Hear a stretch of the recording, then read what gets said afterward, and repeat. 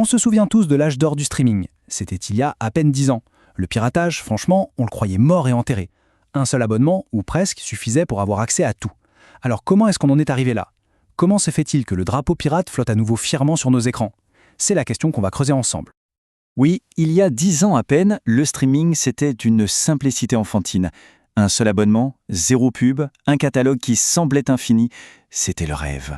Et aujourd'hui, c'est devenu un véritable casse-tête. On se retrouve à jongler avec au moins 5 abonnements différents, le contenu est complètement éclaté, et le comble, c'est qu'on paye pour se taper des pubs.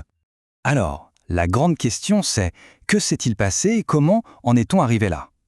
La réponse se cache derrière une force qui a, assez discrètement, tout redessiné dans le monde du divertissement, le capital investissement. Et pour bien comprendre le phénomène, il faut absolument se pencher sur leur méthode, leur playbook, comme on dit. C'est une stratégie quasi systématique qu'ils appliquent à chaque fois qu'ils mettent la main sur une entreprise. Et Hollywood, c'était une cible de choix. Justement, pour illustrer ça, on a un cas d'école, les studios MGM. Oui, le fameux lion qui rugit au début des films. Son histoire, surtout ces dernières années, est vraiment l'exemple parfait de ce qui a secoué toute l'industrie. Leur arme de prédilection, c'est une manœuvre financière qu'on appelle le rachat par endettement, ou LBO. Pour faire simple, imaginez que vous vouliez acheter une maison. Sauf qu'au lieu d'utiliser votre propre argent, vous faites un emprunt énorme. Et une fois que la maison est à vous, hop, vous mettez le prêt au nom de la maison elle-même. C'est elle qui doit rembourser. C'est fou, mais c'est exactement leur méthode. Ils ont racheté MGM avec de l'argent qu'ils n'avaient pas, puis ils ont chargé cette dette colossale sur les épaules du studio. Résultat, pour ne pas couler, MGM a dû commencer à couper partout. Et les conséquences, elles, n'ont pas tardé. C'était immédiat et c'était brutal. Juste après le rachat en 2005, c'est 15% du personnel qui est mis à la porte. Des projets de films sont tout simplement annulés. Privé de ses talents, le studio enchaîne les flops au box-office. Et à peine 5 ans plus tard, complètement étranglé par cette dette, le lion ne rugit plus du tout. C'est la faillite. Le peu qui restait a été trimballé d'un investisseur à l'autre pour finalement se faire racheter par Amazon.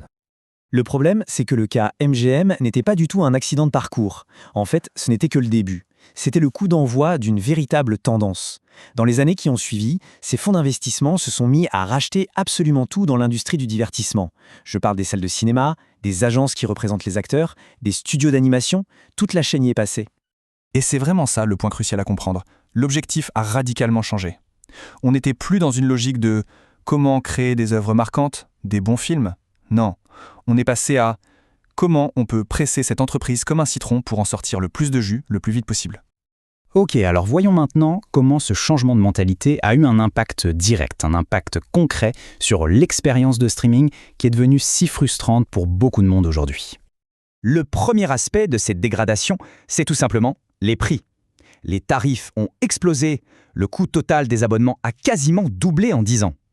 C'est une hausse bien plus rapide que l'inflation et ça représente en moyenne aux États-Unis 1 300 $ par an et par foyer. Deuxième point, tout aussi important, la fragmentation. On parle ici de rareté artificielle. Avant, on avait quasiment tout au même endroit, c'était simple. Aujourd'hui, pour suivre les séries du moment, il faut collectionner les abonnements. Chaque service est devenu une sorte de forteresse qui garde ses contenus phares bien au chaud de manière exclusive. Et enfin, troisième point, c'est que l'expérience est activement dégradée. Et c'est fait exprès. Sous la pression constante des investisseurs pour augmenter les profits, les plateformes ont commencé à sévir contre le partage de mots de passe. Et surtout, elles ont intégré de la pub partout, même dans les abonnements qu'on paye déjà. Tout ça pour une seule raison, maximiser les revenus coûte que coûte. D'ailleurs, il y a un mot pour décrire ce processus. C'est un terme un peu vulgaire, mais qui décrit parfaitement la situation. Il a été popularisé par l'auteur Cory Doctorow, l'enshittification. C'est un cycle, et il est toujours le même. D'abord, une entreprise offre un service génial pour attirer un maximum d'utilisateurs. Ensuite, une fois que tout le monde est là et bien accroché, elle commence à dégrader le service pour faire plaisir aux actionnaires et aux annonceurs. Et l'objectif final, c'est de faire un maximum de profit le plus vite possible, juste avant que les utilisateurs dégoûtés ne quittent le navire. Et face à ce cycle, forcément, la réaction du public ne s'est pas fait attendre. Elle a été très claire et a pris la forme d'un retour en force d'une pratique qu'on croyait appartenir au passé, le piratage. Les chiffres parlent d'eux-mêmes. En 2024, on estime qu'un quart des gens admettent pirater des films ou des séries. C'est une augmentation absolument spectaculaire, surtout quand on pense qu'il y a quelques années à peine, le piratage était à son plus bas niveau historique. Et ce phénomène touche même un domaine que les investisseurs pensaient à l'abri, le Graal du direct, le sport. Imaginez, aujourd'hui, 94% des amateurs de sport qui regardent en ligne reconnaissent avoir déjà utilisé un service pirate pour voir un match. Et c'est ça la grande différence. Quand ces fonds d'investissement rachètent des entreprises dans le secteur du logement par exemple, les gens sont coincés. On ne peut pas pirater un appartement pour se loger. Mais pour le divertissement, on peut pirater un film. Le public a une échappatoire, une porte de sortie, et il n'hésite pas à s'en servir. Mais attention, cette histoire va bien au-delà d'une simple question de portefeuille ou de confort. L'impact est beaucoup plus profond, il est culturel, et il est même assez inquiétant pour l'ensemble de la société. Il suffit de regarder ces chiffres pour comprendre. Ils nous racontent l'histoire de l'effondrement de notre culture commune. Prenez 1983. 100 millions de personnes étaient devant leur télé en même temps pour regarder la fin de la série Emma S.H. Et en 2019, pour le final de Game of Thrones, qui était pourtant l'un des derniers grands phénomènes culturels, on ne comptait plus que 20 millions de spectateurs. Le cinéma, les grandes séries, c'était un peu l'un des derniers feux de camp autour desquels on pouvait encore tous se réunir, quelles que soient nos opinions politiques ou sociales. C'était un terrain commun. Aujourd'hui, chacun est enfermé dans sa propre bulle, nourri par des algorithmes qui ne font que nous montrer des choses qui confirment ce qu'on pense déjà. Et ça, bien sûr, ça ne fait qu'accélérer la fragmentation de la société. Et cette citation, elle résume le problème à la perfection. La logique purement financière qui domine aujourd'hui, elle n'encourage pas du tout la prise de risque. Elle ne pousse pas à créer des œuvres audacieuses, des séries qui marquent une époque, comme ont pu le faire Les Sopranos ou Breaking Bad. Non, elle favorise ce qui est sûr. Les contenus formatés, les remakes, les suites à non plus finir, ce sont des paris moins risqués, certes, mais qui ne forgent plus de nouveaux repères culturels partagés.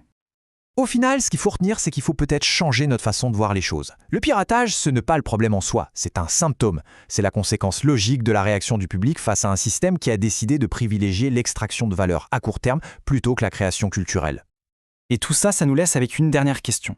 Une question un peu plus vertigineuse. Dans une société qui se fracture de plus en plus, que se passe-t-il vraiment quand on perd ces dernières histoires, ces derniers récits, ces dernières choses qu'on pouvait encore regarder et vivre ensemble ?